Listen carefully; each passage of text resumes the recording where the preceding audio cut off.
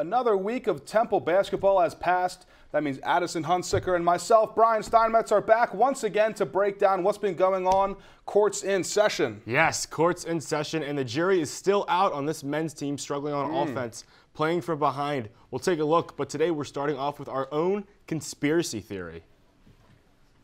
It's called the Big Crunch. It was originated in the 1950s. The concept is that the universe is expanding and then contracts down to nothing. Some conspiracy theorists, like our own producer Kevin Rice, believe the Big Crunch happened in 2012, and since then everything is slowly decaying and becoming one. One might buy into this by looking at the men's and women's schedule, as both teams just happened to play Penn and Cincinnati this past week. We'll start off with the women and their game versus Penn, with a share of the Big Five title on the line. Temple came into this game 5-1 in their last 6 games, but early on it was all Quakers. Everything going right for Penn to start this one. They led by 11 at the half. It wasn't until the fourth quarter when Temple really turned it on and outscored the Quakers 29-12 in the frame to really take control of the game. Ashley Jones had a big night, hitting the 3-ball here. Jones and Marissa Mackins combined for, count them, 7 threes, which certainly helped overcome that deficit. Temple wins by a final score of 76-72, and with that, they earn a share of the Big Five title with Villanova for the first time since the 2016-17 season. While the Owls did pick up a big non-conference win, they dropped to 4-3 in conference play after falling to Cincinnati on Sunday. The Bearcats took a 9-point lead into the half and were up by 11 entering the fourth quarter, ultimately staving off a Temple fourth quarter comeback. Cincinnati's scoring was led by the trio of Antoinette Miller, Angel Reiser, and Amari Thomas. Mia Davis rolled out of bed with 23 and 11 for the Owls, her 14th double-double on the season and 3rd straight. Lena Neon added a double-double of her own, but it was not enough as Temple falls 86-81. Now let's switch gears to the men's matchup against Cincinnati last Wednesday. The story in this one was fouls, fouls, fouls. Cincinnati attempted 34 free throws and scored 17 more points than Temple at the line. Temple's opponents, on average, this season make 11 free throws per game and attempt 16. Cincinnati was 28 of 34. Transition defense was also a storyline in this one. Cincinnati scored 30 fast break points to Temple's 14. Temple defended the paint and three-point line well in the second half, but defense was the story in this one, as the final score was 89-82. Brian, it was the offensive side that lost Temple's Saturday game at the Palestra. Yeah, it was the offensive side. That's absolutely correct. They didn't make a shot, Addison, until there was nearly 9.5 minutes gone in the game. How that happens, I have absolutely no idea. They couldn't finish anything. They missed layups, open threes. They had poor ball movement all across the court. People were asking in the stands. I was there with my father. They said, why isn't Aaron McKee pressing more? It seemed to work late in the second half. They tried to get back into the game, but it was just too much to handle. And they lost a tough one at the Palestra. They dropped to 1-6 in their last 7 games. One of the challenges Aaron McKee faced before his first season as Temple's head coach was getting his players, many of whom he helped recruit to North Broad, to buy into his philosophy and the program he wants to build in the post-Fran Dunphy era. Now you've known obviously a lot of these guys for a long time. You helped bring them here when you were an assistant. Now you're the head guy. Do you think they're kind of understanding the program you're trying to install here and kind of buying into what your philosophy is now that you're the head coach? We're getting there. It takes time when you're implementing a system offensively and defensively. I'm not expecting these guys to get it overnight, and it's taking a little bit of time, but we'll get there. And so how do you kind of balance what you want to instill in the program over time with trying to win now with the roster that you do have? That's the balance that you have to try to find, and it's a lot of patience that's involved with it. I mean, everybody wants to win. This is why we get into the world of sport, because you want to win and you want to win right away, but it doesn't happen like that.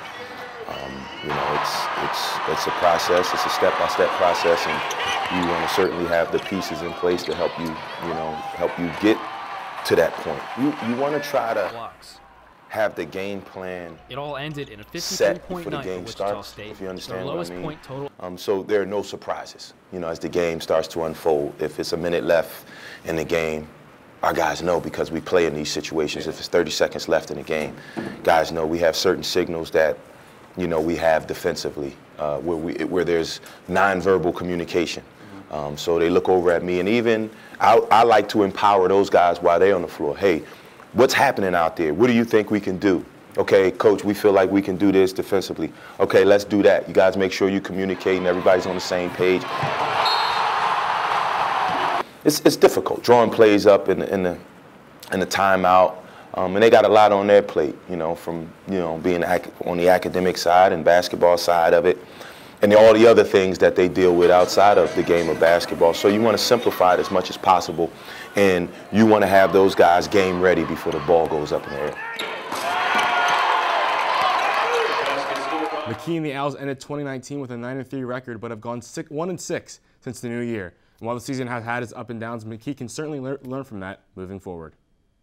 Learn from that, he hopefully does. The men's season started out with so much promise, but as soon as the calendar hit January, things took a drastic turn for the worse as the team is just 1-6 this month with just one game left against UConn. It begs the question, Addison, what went wrong?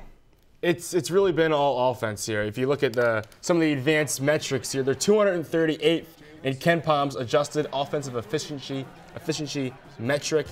They just can't get it done on the offensive end and put the ball in the hoop. We saw that against Penn on Saturday. 10 minutes without scoring a bucket. 10 minutes. I have no idea how that can happen. It begs the question, who's the leader on this team? You have captains. You have Quentin Rose, J.P. Mormon, and Nate Pierre-Louis.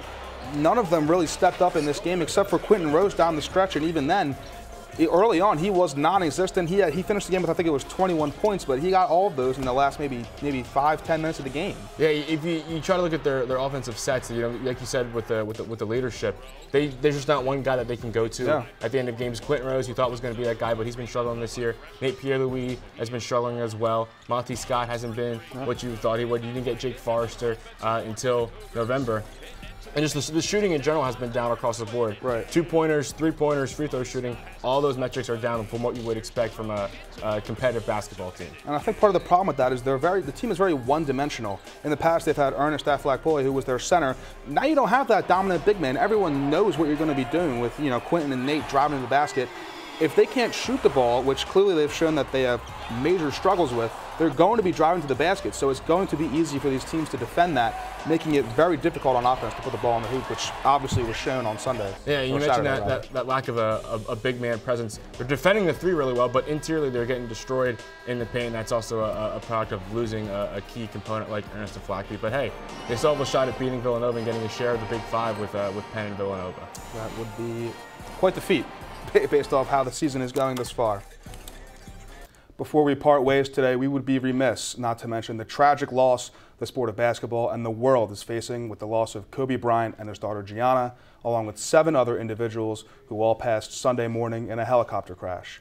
Kobe Bryant, of course, is a 5-time NBA champion, 18-time All-Star, and a 2-time Olympic gold medalist for Team USA. Our thoughts and prayers go out to Kobe's wife Vanessa and their 3 daughters, as well as the other families who lost their loved ones.